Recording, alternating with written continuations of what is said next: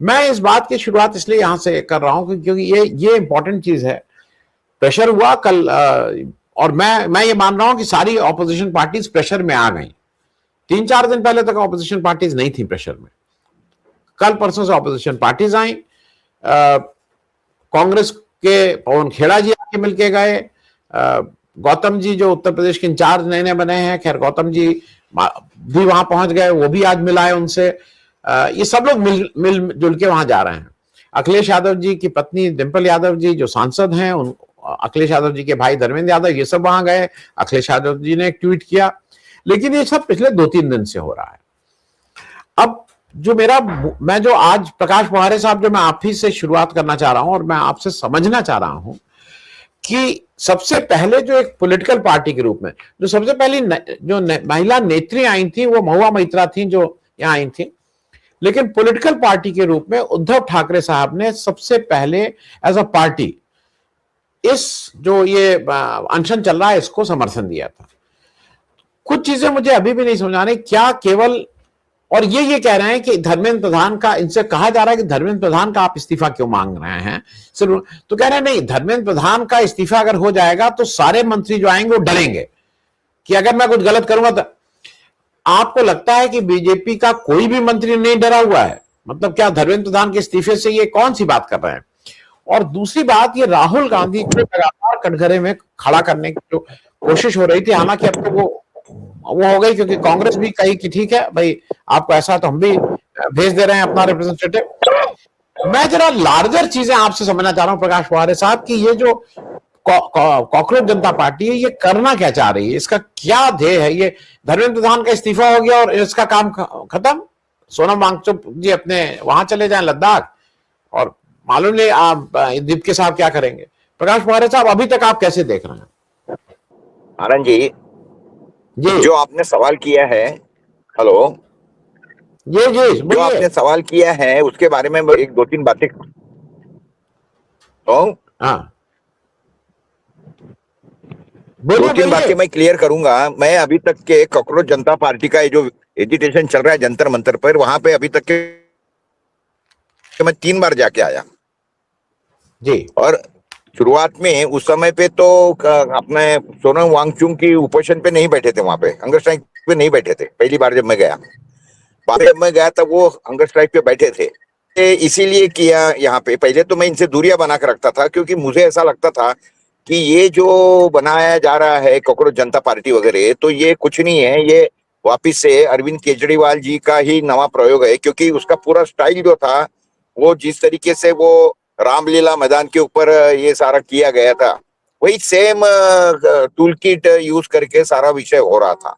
तो मुझे शंका थी इसकी कि भाई ये सारा जो अभी फिलहाल में राहुल गांधी के फेवर में या कांग्रेस के फेवर में या बीजेपी से जो लोग खपा हो गए, उदास हो गए या नाराज हो गए, ऐसे लोगों के कारण जो एकंदरित लोगों का रुझान इनके तरफ बढ़ा था, राहुल गांधी का एकंदरित जो भी इतने सालों का जो परफॉर्मेंस है, उनकी भारत जोड़ो यात्रा बोलो या बाकी की भी प्रेस कॉन्फ्रेंस में अटेंड करना, जिस तरीके से सारा ये करना, संसद का उनका जो भी परफॉर्मेंस था, तो इससे जो नैरेटिव बनाने की कोशिश चल रही थी कि राहुल गांधी पप्पू, राहुल गांधी पप्पू, तो वो पप्पू की इमेज छोड़ के वो एकदम ब्रिलियंट आदमी करके सामने आया। तो अभी सारा का सारा जो बीजेपी के खिलाफ का जो खेमा है वो कांग्रेस की तरफ जाने वाला है। तो ये दिखते वक्त ये भाजपा वालों ने ही उनकी बी टीम बना के, जिस तरीके से ये बात तो अभी तय हो गई है, दिख गई है कि उस समय पे भी आम आदमी पार्टी है, ये जो केजरीवाल है, ये सारी की सारी बी टीम ये चल रही थी। अन्ना हजारे भी बी टीम में ही शामिल थे। ये तो अभी 12 साल में दिख गया, जिस तरीके से वो चुप रहे, नमक मुंह में पकड़ के अन्ना हजारे पिछले 12 साल से बैठे रहे। तो अन्ना हजारे तो उस समय पे कैसा है, अरविंद केजरीवाल को एक फेस चाहिए था, तो उन्होंने अन्ना हजारे को पकड़ लिया।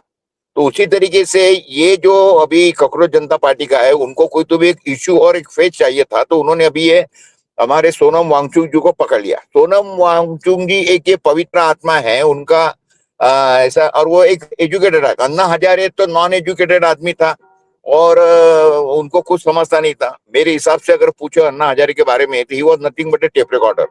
जो टेप रिकॉर्डर के अंदर एक कैसेट डालेंगी तो वही बजेंगी, बाकी उसको खुद की अकल तो कुछ रहती नहीं है। उसी तरीके से अन्ना हजारे है, ये बात तो अभी टोटल क्लियर हो गई है, उनको खुद की बुद्धि कुछ नहीं है, और वो भाजपा के बी टीम के हाथ के यानी आरएसएस के पिट्टू है, ये भी बातें क्लियर हो गई है। इसीलिए मैं उनसे दूरियां बना कर रख रहा था, क्योंकि मुझे गेम प्लान समझ में आ गया था।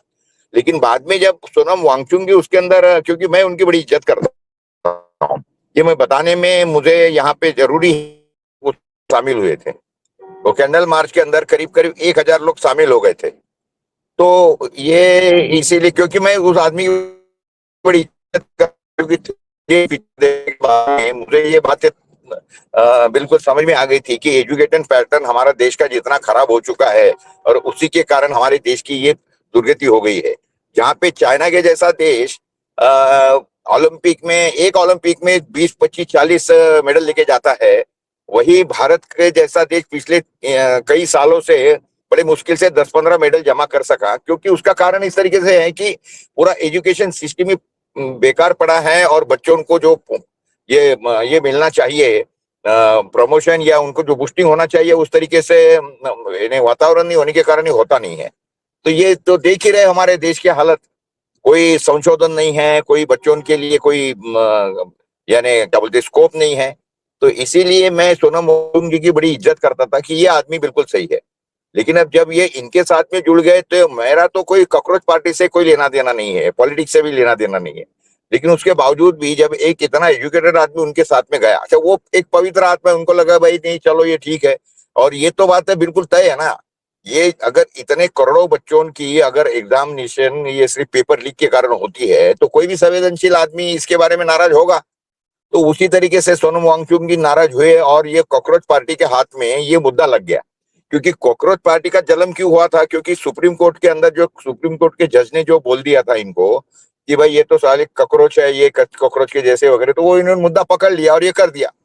और ये भी मुझे ध्यान में आया कि ये जानबूझकर सब किया गया है नैरेटिव फैलाने का काम, क्योंकि भाजपा समझती थी कि भाई ये अगर लोग अपने से नाराज होके, क्योंकि इतने तो ये गधे नहीं है, इनको तो सब पता है कि अपने से लोग कैसे नाराज हो रहे हैं, तो अपने से नाराज लोग अननेसेसरीली जाके कांग्रेस में मिल जाएंगे, उससे बेटर है कि इनके लिए कोई तीसरा दरवाजा खोल दो।